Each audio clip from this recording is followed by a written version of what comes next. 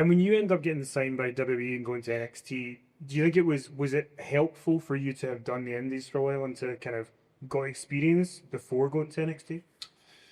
Yeah, of course. It was actually a really crazy story because even to get to NXT was such a struggle.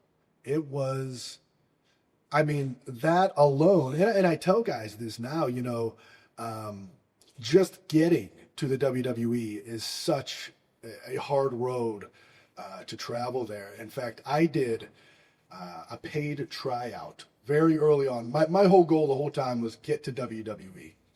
And I did a paid tryout at FCW. You used to be able to pay $1,000 and you'd fly yourself down there and they'd get eyes on you and stuff like that. And I did that, and they laid into me with how bad I was. They told me, you don't look good, you can't talk, you don't know how to wrestle, a million different things, okay? And I was like, okay, wow. I thought, you just signed up to be a wrestler and all of a sudden you make it to WWE. I didn't know the path. And they shut me down. And I tell you, a year later, I did the same thing. And they said no again, quite a little less harsh, but still harsh. And then a year after that, I did the same thing, paid $1,000. And I am not making the kind of money that could just put $1,000 out there, but I was determined to get there somehow. And so, after the third tryout, they said, nope, not happening, not happening. I would do extra work with WWE, just be a guy who was an extra. And after doing that for probably another year and a half or so, while on the indies, while learning my craft and training with guys like Rip Rogers and any good mind I could find, any good seminar, one day as an extra, Scott Armstrong saw me and he said, hey, I want you to wrestle one of our guys tonight. And it was Dean Ambrose before he debuted in the Shield. He was just having dark matches and stuff like that. And so he asked me, hey, can you wrestle him tonight? I said, of course. And so we did it. We did it that night. It was Hershey Arena. I went out there. I got beat up by Dean Ambrose. He kicked the crap out of me. And I remember I walked to the back, and there was a couple guys. There's William Regal and Pat Patterson and Scott Armstrong. And they said, hey, man, you look like an athlete out there. You look really good. So, oh, thanks, guys, so much. Okay, cool. Well, after that, probably 2 weeks later, I got a call from a guy named Canyon who used to run the talent situation there. And he said, hey, we'd like to fly you in for a tryout. We'd like to fly you to Florida. We'd like to pay you for the week. Come down, try out. And so now, this is the reversal of situations where I kept dishing out money. Now they're going to give me money. They're going to fly me in. And so I did a tryout with probably 20 people. This tryout had Sasha Banks, Scott Dawson, Sami Zayn, Angelo Dawkins, Coach Sarah Amato, quite a few people. And 15 of the 20 people there got signed, and I was not one of them. I know. So that's 4 tryouts now where they're like, it's not happening, okay? And that was harsh because I can remember that guy Canyon said, some of us liked you, some of us didn't, so it's a maybe. We'll keep an eye on you. We'll see how it goes. And so I went back to the indies, kept on wrestling, kept on trying to find my way in. And I was an extra probably 6 months later. And William Regal was there. He would always help with the extras. He'd always teach them everything he could in a short amount of time. And then he'd have us do promos, kind of like to analyze our skills there. And he pulled me aside, and it was time to do the promos. And as I was getting ready to do a promo, and here's the thing too, just a little side note, I learned Italian in the meantime because I thought that would be a cool skill that would be appealing to WWE. So I was prepared to do my Italian promo for William Regal. And before we even got started, he said, hey, I want you to know that at that tryout, I was there. I thought you aced it. And they're going to be hiring in 2 weeks. And if I get a chance, I'm going to put your name in the mix there to get hired. And of course, I was blown away because I was, this is William Regal, and what a mentor and great guy. And 2 weeks later, I finally got the call, hey, we'd like to offer you a contract to come to WWE, start out in the NXT. You'd have to move to Orlando, Florida, all that stuff. And yeah, I mean, I was beside myself, man. I couldn't believe it finally happened.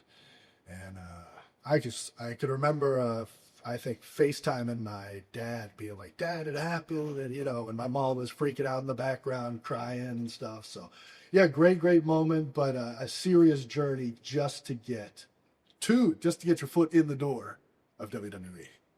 And then when you get in the door, you know, NXT's kind of, at that point, rising, the specials have started on the network.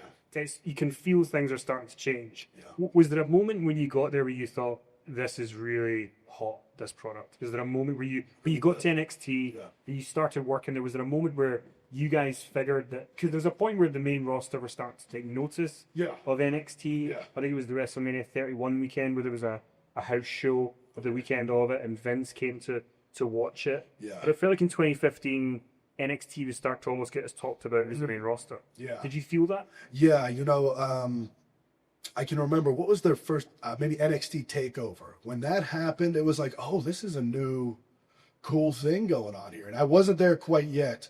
I was finding myself within NXT, but I could tell, you know, this is becoming something. We could kind of tell there was momentum, and then they had brought in guys like Kevin Owens and Finn Balor, and you know, these guys felt like big stars to us. And who else they brought in? They brought in Shinsuke Nakamura, and I remember I did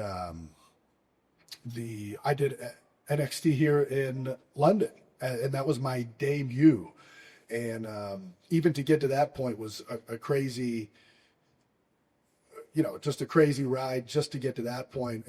But when that happened, and I remember Enzo and Cass had such an amazing crowd connection, and some of the people there, Samoa Joe, I mean, you really felt a movement happening where it was like, NXT is actually the show to be watching. Like, it's kind of more exciting than the main roster in many ways, because there's a hunger, and the people felt like something was building, and the crowds were so into every one of the wrestlers on the show. It was just it was a cool time. Yeah. And becoming the Drifter, talk about kind of becoming the character, who had parts to play of kind of it being put together, and just that journey. Sure. Yeah. It's funny. I'm gonna bring something full story here.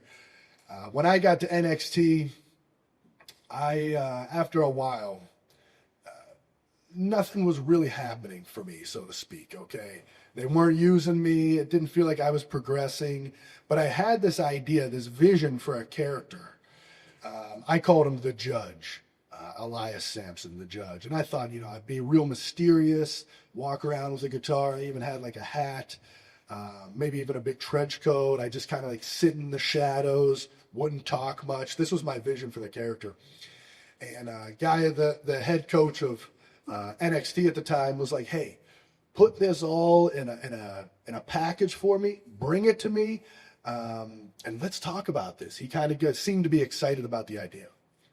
So over the next maybe, you know, couple weeks or whatever, I put together a package, a vignette, bunch of pictures, merchandise, feuds, how to introduce me, who I could work with, you know, how you could market this, a bunch of different things.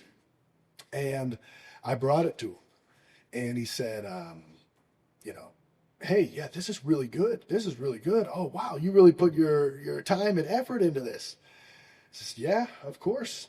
And he says, yeah, you know what? Let's meet later today. We'll get all the coaches together. We'll get around and we'll discuss this, and we'll see what we can do, you know. And I'm excited. I'm like, oh man, this is my break. Here we go. You know, they're finally behind me. And so later in the day, we get together around this round table in the Performance Center, and it's all the coaches. It's Bill DeMott and Matt Bloom and Norman Smiley, Dusty Rhodes, Nick Dinsmore, maybe Robbie Brookside, a couple of the coaches there. And Bill DeMott has my package right there. I'm sitting right in the middle of everybody. And he says, hey, this is really good. What else you got? And I'm like, what? What do you mean? He says, yeah, this is really good. He takes it, he kind of slides it off to the side. He's like, well, what else you got? And I'm like, what are you talking about, man? I spent weeks putting this together, and it's good. You said it was good. What are you doing? He says, yeah, no, it's good. What else you got? And I said, I don't even know what you're asking. I don't know what you're asking. He says, I'll tell you what. I'm going to turn the lights off, and when I turn the lights back on, you're going to give me something. I sit back in my chair like, what? So, sure enough, he turns the lights off. And when he turns the lights back on, I start yelling at everybody in Italian. I know. I don't know what came to mind, okay? But I'm like, the mafia boss all of a sudden, yelling at everybody in Italian, and I'm going down the line, and Dusty and Nick Dinsmore and Norman Smiley in Italian. I'm all fired up, and I sit down and I take a breath, and Nick Dinsmore, can we use any language up here? Yeah, anything you want. Yeah, Nick Dinsmore, and I quote, goes, holy shit, I've got goosebumps. And then Bill DeMott goes, that's it. And then Dusty Rhodes goes, yeah, kid, that's it. Okay, so now everybody's on board with this Italian thing. And I'm like, well, what about the guitar and all my stuff? They're like, no, we'll get you a new name and cut your hair, story of my career, right? And you're gonna be the Italian guy. Okay, sure. If everybody's on board with the Italian guy, that's what I'll be. And so, look, I did the Italian guy for maybe 2 months or something. And at the time, they had Enzo and Cass and Carmella. And they were like New Jersey Italian people. And Dusty Rhodes came to me and he says, hey, we're not going to put another Italian guy on the show. Why don't you just go up at promo class the next week? Why don't you just go up and just tell me who you are? I don't know who you are, man. Just go up there, just be yourself and tell me who you are. And I sat up here the next week, just like this. And I said, well, I was bored in this, and I like this. I like to play blues guitar, and I like to do so-and-so, and I like to gamble and play blackjack. I listed a couple different things I like to do. And Dusty Rhodes was like, oh, you play guitar? Yeah, why don't, maybe you bring that guitar next week. I said, okay, sure. Next week, brought the guitar. And I sat up here on stage with the guitar, and I just told a little story about my life while I was strumming. And when I was done, I did that kind of signature E minor chord that I always strum that you guys probably recognize. And when I did that, he says, there it is. That's who you are. I get it. And from that point on, the guitar has always been with me. And so from that point on, and it's kind of funny, right? It's like they had to take me through this whole circle of like, here's what I want to do. You're not going to do that until they tell me you're going to do exactly the thing you wanted to do, the guitar guy, right? So, from that point on, the guitar was always with me. And I started being this mysterious kind of drifter guy. And I can remember, I did the drifter for a while. I was doing that. If you remember anything on NXT TV, it was very mysterious, some dark songs here and there. And I can remember same kind of way it went. Now I'm getting crowd reactions. Now people are interested. And Terry Taylor came up to me one night in Largo, Florida, and he says, hey, you think you could sing a song? And I said, about what? And he said, oh, anything. Just before the match tonight, sing a song. And so sure enough, I really didn't know what I was going to do. I went out there in Largo, Florida, and I said, hello, I'm Elias Sanson. And I asked him, who wants to walk with the drifter? That's where, the drifter walks. So that just kind of asked him that. So, well, I got a song for everybody here tonight. So I sang a song that said, I made it out to Largo for the sold-out show tonight. I'd say it's nice to be here, but that would be a lie. You could tip me money for playing my guitar. I'll never turn it down. In fact, you people should pay me a lot of money for coming to this crappy town. And they just lost it. They just totally were just booing their brains out and yelling at me and stuff. And everybody was just like, okay, there we go. We got something, right? And like I said, from that point on, the crowd reactions would grow, and I was used more and more. And even if I wasn't on NXT TV, I was in the main events of all the shows, all the live events. Wherever we would go, it would grow. It would grow until eventually, I think Vince McMahon took notice of what was going on. I think he might have saw me at Texas Takeover a few years after that, or a year or two after that. And I got wind that, like, hey, Vince is, like, interested in you. And so, I mean, I could keep going. Well, before you get to that, because I was going to say, in NXT, in 2016, as NXT is getting bigger and bigger, there's more takeovers, you're in all these big matches with Shinsuke Nakamura, Finn Balor. You're being fit with big names in NXT. After the Italian guy and being told to do something else, were you able to settle a little bit and kind of be like, okay, now I'm in, now this is working, or were you still nervous about kind of what the next step is? Because I imagine if you're in NXT, the main roster is in your mind about, am I going to get there? What was your mindset as all this is going well in NXT? It's kind of been my mindset basically my entire career. If the crowd is into it, I feel okay. You know what I mean? But regardless of, how they're using me, like I said, on TV, I'd be against Finn Balor and Shinsuke Nakamura, but it was always just make them look good. Just, hey, Finn's going to be our guy. Go out there, give him a good match. Make sure he gets, looks strong. Same with Shinsuke or anybody else that came in. But I always knew, okay, that's totally cool. I'm good as long as that crowd keeps making noise. And thank God they did continue to make noise. And, it's coming to the point. There are some, I'm sure you could maybe find records of it. I mean, there are some of these NXT shows before I got called up to the main roster where it's like, you can't even hear yourself. The people are so, they're booing me so loudly. And so you just know that, Matt Bloom and whoever else is backstage, Terry Taylor, Shawn Michaels, whatever, they're taking notice. And so now everybody's like, okay, we're on to something here, right? And so, when the crowd is into it and I'm being myself, it's quite natural. You know what I mean? It's like I don't have to. It's not like I'm filled with nerves where it's like, let me go out there and play the character of Elias.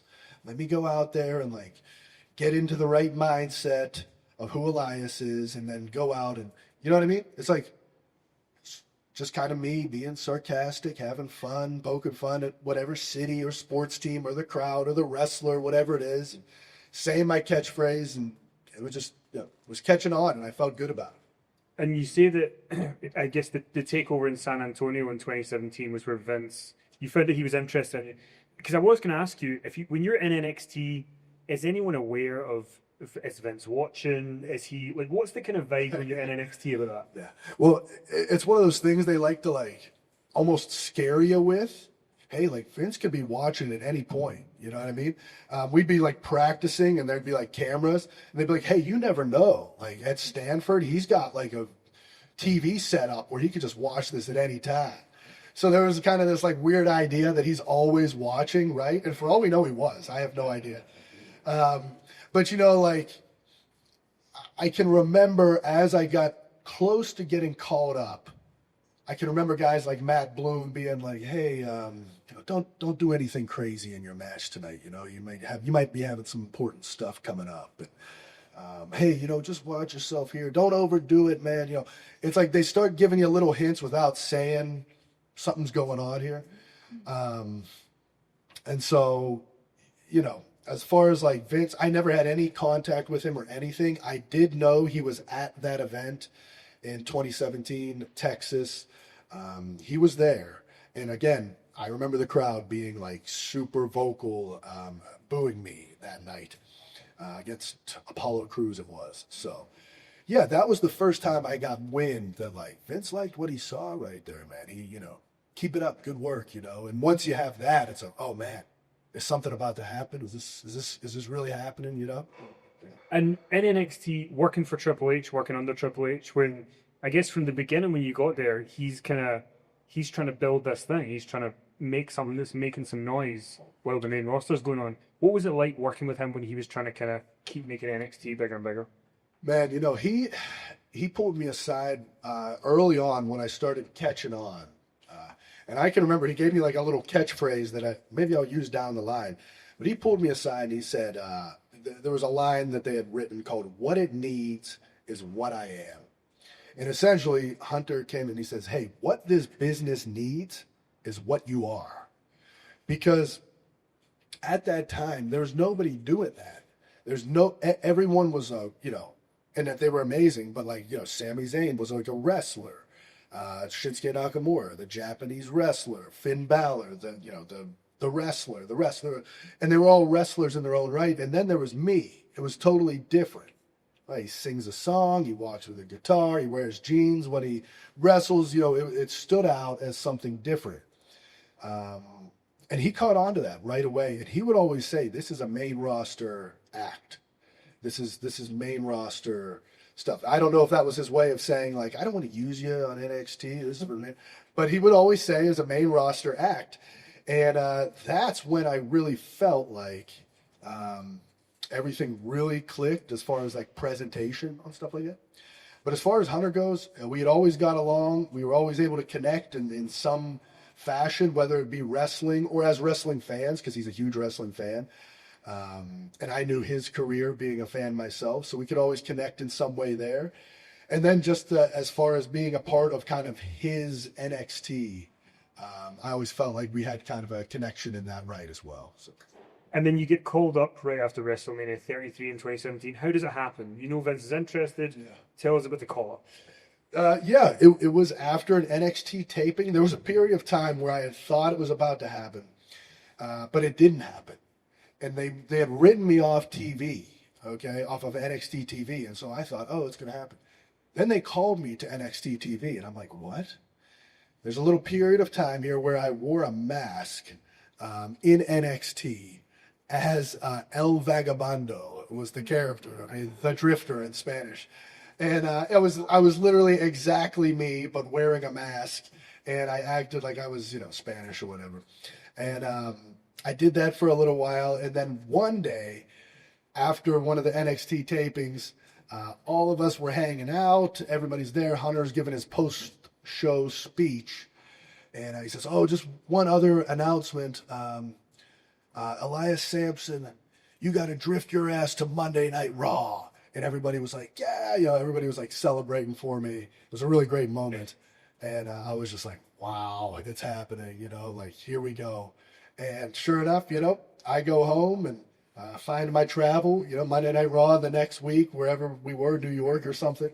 And I was like, okay, here we go, right? Just like that, from NXT to be ready for Monday Night Raw, right? And what are the big differences then from you being in NXT to being in the main roster, that kind of transitional period? Well, it wasn't... I had learned a lot from Terry Taylor in my NXT days, how to wrestle like a big-time star, how to be like a star in the ring, so to speak, right? And I feel like if anybody is in NXT right now and gets a chance to learn from Terry Taylor, they got to absorb that and soak that in and really believe him when he tells his stuff. So I felt very prepared. By the time I got to Monday Night Raw, I was like, I'm ready to show the world I could be the main guy here on Monday Night Raw. I was very ready for that. And I could tell you too, I went up to Monday Night Raw. And it was my first night there, and I was going to do a little song in the ring. And first thing, I remember I did the rehearsal, and it said, Elias Sampson right under my my tag or whatever. And Michael Hayes came up to me, and he says, hey, Vince doesn't want Sampson. You're going to be Elias now. Okay, right away, right? They changed something right away. Okay, this is what happens, right? They start to change it. And so... we did a little rehearsal with the lighting and the stool. And one of the writers came up to me and he said, hey, it'd be good if you went and did your act for Vince tonight, just so he knows what he's getting, so he's not surprised on TV. I think it'd be good if you just went and let him see it, right? So I can remember like, oh crap, okay, like a personal performance just for Vince, right? And you can imagine, right, it's my first day on Raw. Oh my goodness, all right, sure. So I go and I wait outside his office, and I knock on the door, and I say, oh, hello, sir, nice to meet you. He says, oh, hey, nice to meet you too, and kind of introduced myself briefly. And I said, well, the writers said I should come in here and do my act and do that for you. He says, yeah, please. And I said, I'd love that, Vince. I'd love to do my act, but I need you to silence your cell phone, hold your applause, and most importantly, Vince, shut your mouth. And I sang my song, and when I was done, he was like, oh, this is going to be good. He was so into it, right? And so then I felt like very confident after that. I was like, oh, that's cool. So, from that day on, it was kind of like, off to the races with building Elias.